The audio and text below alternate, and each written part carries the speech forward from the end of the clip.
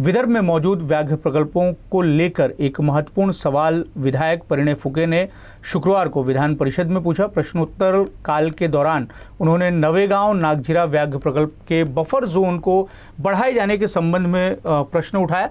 प्रश्न के उत्तर में वन मंत्री गणेश नाइक ने कहा कि नवेगांव नागझीरा व्याघ्र प्रकल्प का जो आरक्षित क्षेत्र है उसका बफर जोन बढ़ाने का फिलहाल कोई भी प्रस्ताव सरकार के पास में विचाराधीन नहीं है। मानव वन्यजीव संघर्ष दूर करने के साथ ही वैकल्पिक कृषि व पुनर्वास सहित दीर्घकालिक उपाय योजनाएं चलाए जाने का सरकार का मंसूबा है।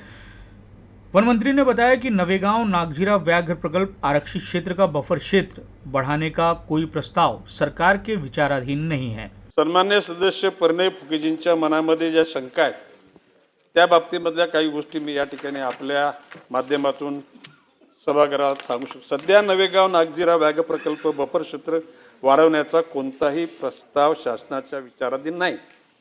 केवळ सन 2016 पासून अस्तित्वात असलेल्या बफर क्षेत्राचे एकसंघ नियंत्रण करण्यात आलेले आहे। शासनाने बफर क्षेत्र विस्ताराबाबत कोणताही नवीन निर्णय घेतलेला नाही।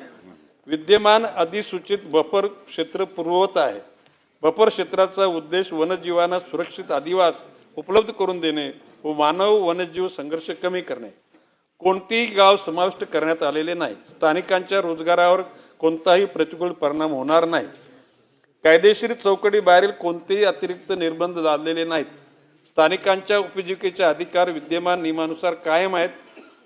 नवेगांव नागझीरा व्याघ्र प्रकल्प राखीव क्षेत्राचे बफर क्षेत्र शासन निर्णयानुसार अधिसूचित करण्यात आले असून सध्या बफर क्षेत्र वाढवण्याचा कोणताही प्रस्ताव शासनाच्या विचाराधीन नहीं। वहीं व्याघ्र प्रकल्प के समीप के खेती के बारे में बताते हुए नाइक ने कहा कि व्याघ्र प्रकल्प के संदर्भ में किसानों पर कोई अतिरिक्त बंधन नहीं रखेंगे। किसानों को खेती, कुआं खोदना, विद्यमान सड़कों का उपयोग करने पर कोई प्रतिबंध नहीं लगेगा। उन्होंने बताया कि केवल नए निर्माणों पर कानूनी ढांचे के भीतर प्रतिबंध लागू रहेंगे। गांवों को बफर क्षेत्र में शामिल नहीं किया जाएगा तथा स्थानीय लोगों के रोजगार पर प्रतिकूल प्रभाव नहीं पड़ेगा। तेंदूपट्टा, बांबू, कास्ट, आकास्ट उपज पूर्वीप्रमाणे निष्कासित करू शकणार आहेत आणि नवेगांव नागझीरा व्याघ्र प्रकल्पासभोवताली असलेले पर्यावरण संवेदनशील क्षेत्र 2016 मध्ये 339 हेक्टर इतके होते ते 2023 मध्ये देवरी येथील 139 हेक्टर व अर्जुनी मोरगाव येथील 512 कमी करण्यात आले आहे। आता पुन्हा त्यामधील क्षेत्र कमी करून सदरचे क्षेत्र 1,29,715 हेक्टर एवढे ठेवण्याबाबतचा प्रस्ताव 8 दिवसाच्या आतमध्ये केंद्र शासनाकडे पाठवण्यात येईल।